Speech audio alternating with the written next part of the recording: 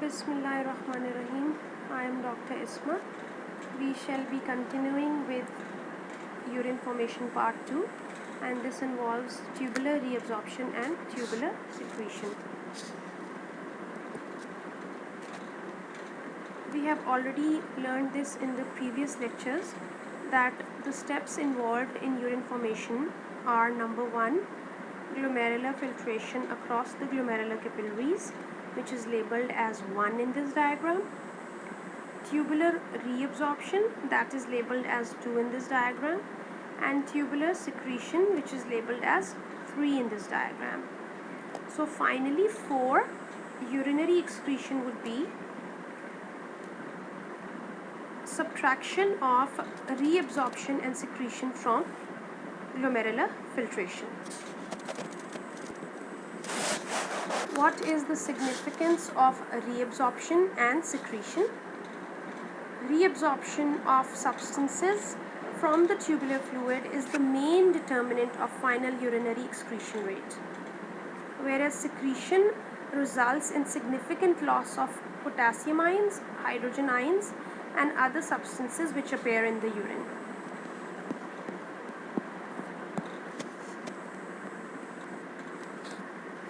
What is tubular reabsorption?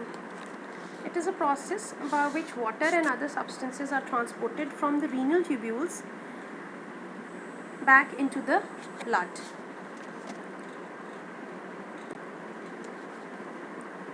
Features of tubular reabsorption: it is highly selective and it is quantitatively very large. Rate of filtration of freely filtered substances. The filtration rate of such substances which are freely filtered across the glomerular capillaries will be equal to the glomerular filtration rate multiplied by their plasma concentration. For example, in order to calculate the rate of filtration of glucose, you will multiply the GFR, which is the glomerular filtration rate of glucose, by the plasma concentration of glucose. And if the glomerular filtration rate of glucose is 180 liters per day and its plasma concentration is 1 grams per liter, then 180 grams per day of glucose is filtered into the tubular fluid. This is a table which is showing the renal handling of freely filtered substances. You can see here that glucose, bicarbonate ions, sodium ions, chloride ions, potassium ions, urea and creatinine are freely filtered across the glomerular capillaries. And as you can see, glucose is almost completely reabsorbed. Bicarbonate is almost 99% reabsorbed. Similarly, sodium and chloride are almost completely reabsorbed. Potassium is partly reabsorbed, and there is a large amount of excretion of urea and creatinine in the urine.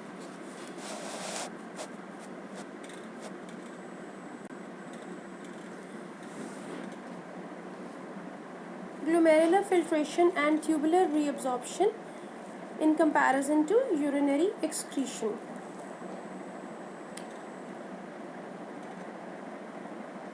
For many substances, glomerular filtration and tubular reabsorption is quantitatively greater, and a small change in the glomerular filtration and tubular reabsorption would lead to a large change in urinary excretion.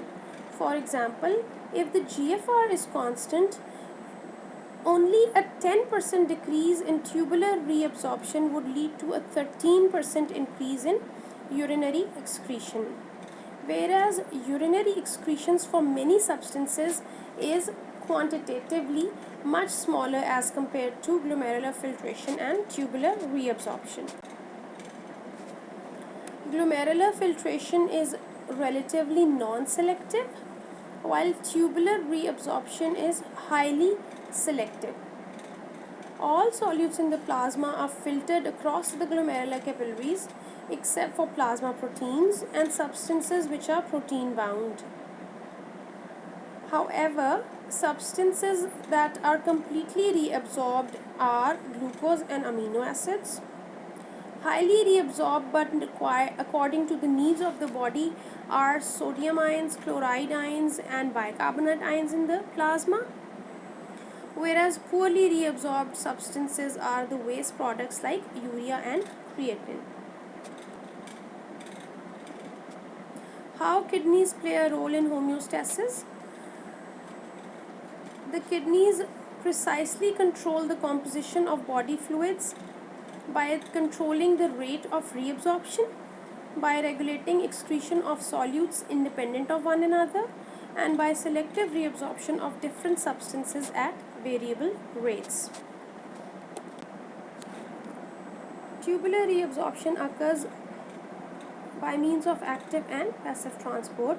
The steps for reabsorption of substances which enter by filtration into the tubular lumen are that once they enter into the tubular lumen, they move via the renal tubular epithelial membrane into the renal interstitial fluid by active and or passive transport, and then from the renal interstitial fluid via the peritubular capillary membrane into the blood.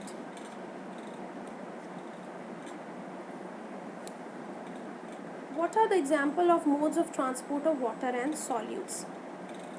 They can either move through the cell membranes themselves, which is a transcellular mechanism or a transcellular route, or they can move through junctional spaces between the cells, which is the pericellular route.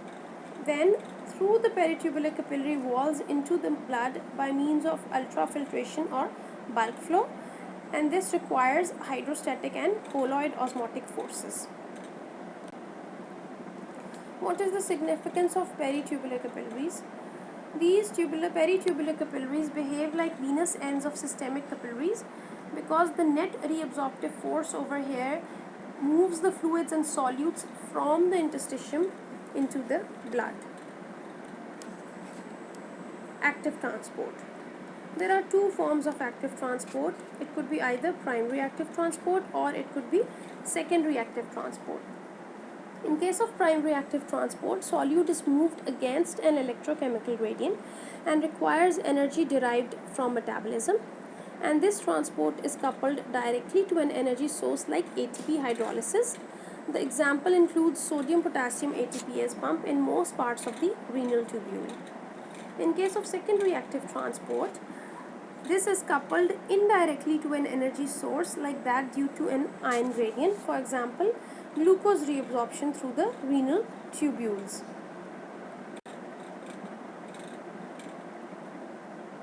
Transport of solutes versus that of water. Solutes are transported by active and or passive mechanism, while water is always transported by passive physical mechanism, which is known as osmosis. And this means that water diffuses from a region of low solute or high solvent concentration to a region of high solute or low solvent concentration. Bismillahirrahmanirrahim. I am Dr. Isma. We shall be continuing with urine formation part 2, and this involves tubular reabsorption and tubular secretion.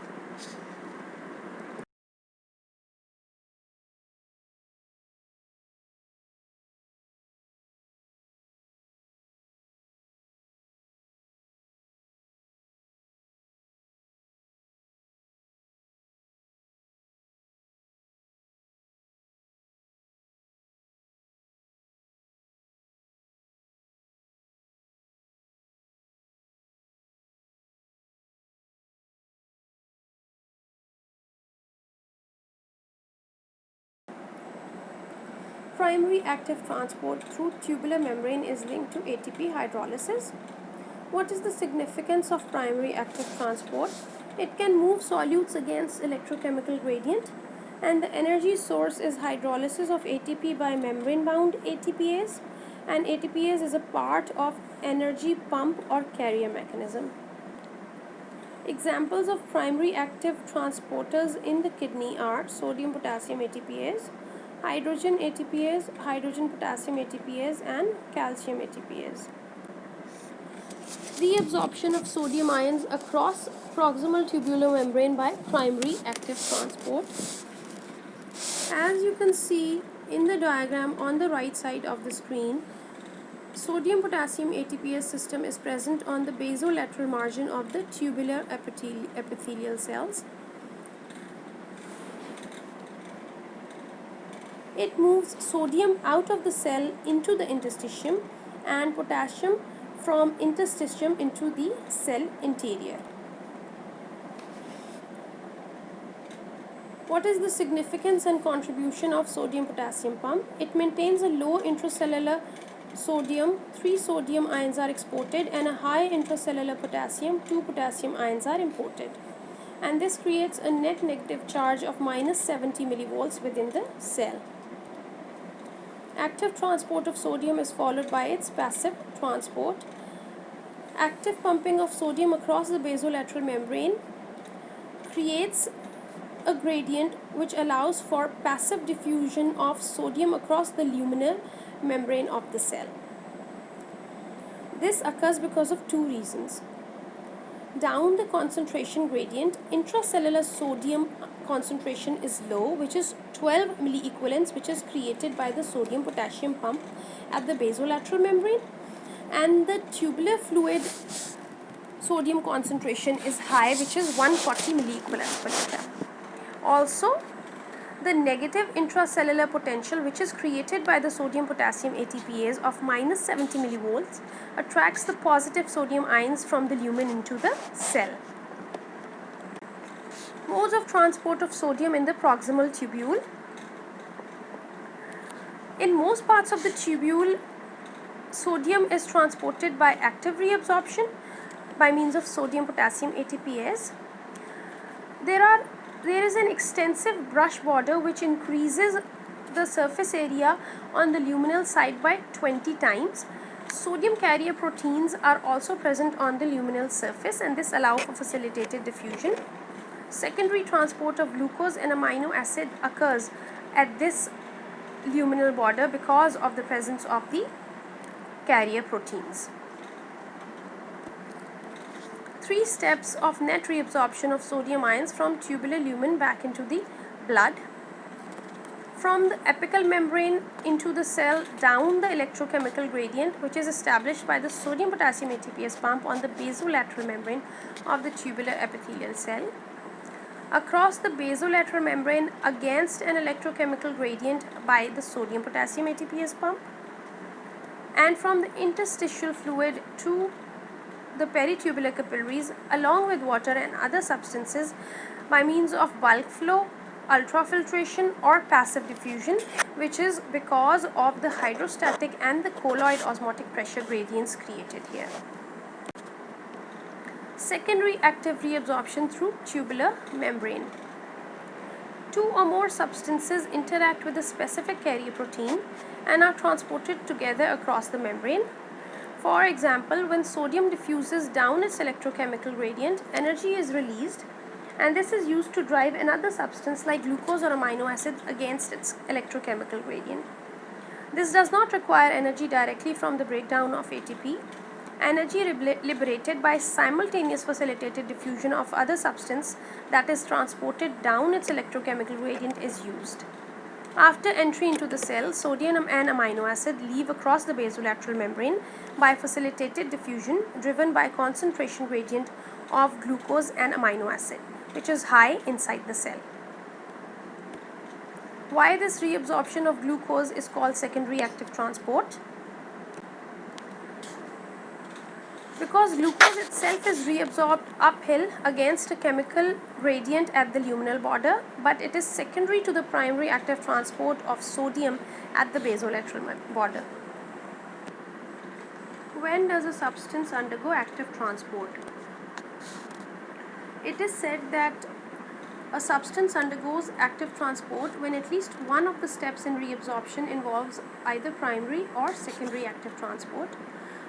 For example, in case of glucose reabsorption, secondary active transport occurs at the luminal membrane, but passive facilitated diffusion occurs at the basolateral membrane, and passive bulk flow occurs at the peritubular capillaries.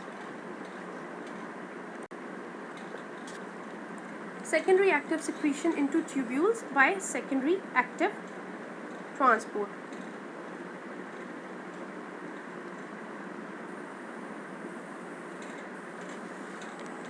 substances like hydrogen ions are actively secreted into the tubules by means of secondary active transport. This involves counter-transport of hydrogen ions with sodium ions. There is a sodium-hydrogen exchanger which is present at the luminal membrane, and downhill movement of sodium liberates energy for uphill movement of hydrogen in the opposite direction. Pinocytosis is an active transport mechanism for reabsorption of proteins. Proximal tubules especially reabsorb proteins by means of pinocytosis. The steps involved in pinocytosis are that the protein attaches to the brush border of the luminal membrane. The membrane invaginates to the interior of the cell and pinches off. A vesicle containing the protein is formed. Phagolysosome formation occurs. Protein digestion occurs. Amino acids are formed, and these are reabsorbed through the basolateral membrane into the interstitial fluid.